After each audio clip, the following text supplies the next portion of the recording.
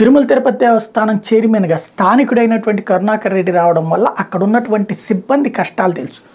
దశాబ్దాల తరబడి స్వామివారి సేవలో ఉన్నటువంటి వాళ్ళకి అక్కడ సొంత ఇంటి కళ్ళగా మిగులుతున్నటువంటి నేపథ్యంలో టీటీడీ కీలకమైనటువంటి నిర్ణయాలు తీసుకుంది.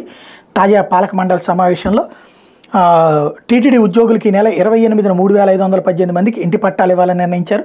జనవరిలో మరో 1,500 మందికి ఇంటి పట్టాలు ఇవ్వాలని నిర్ణయించుకున్నారు. రిటైర్డ్ ఉద్యోగులు తదితరుల కోసం మరో 350 ఎకరాలు 85 కోట్లతో ప్రభుత్వం నుంచి కొనుగోలు చేయాలని కూడా నిర్ణయించుకున్నారు. శానిటేషన్ ఉద్యోగులు, వర్క్ కాంట్రాక్ట్ ఉద్యోగుల వేతనాలు పెంచాలని నిర్ణయించారు. పోర్టు కార్మికులకు వేతనాలు 28,000 నుంచి 38,000కు పెంచాలని, అలాగే అంటే 10,000 రూపాయలు పెంచాలని నిర్ణయించారు పోర్టు కార్మికులందరికీ కూడా.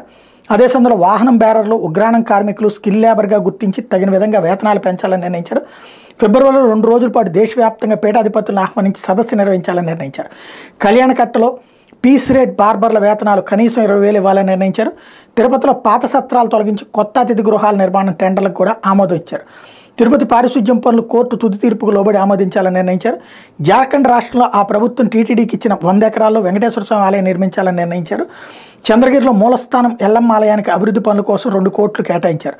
అట్లాగే శ్రీనివాస దివ్య అనుగ్రహ యాగం చేసే భక్తులకి 300 రూపాయల ప్రత్యేక దర్శనం కల్పించాలని నిర్ణయించారు.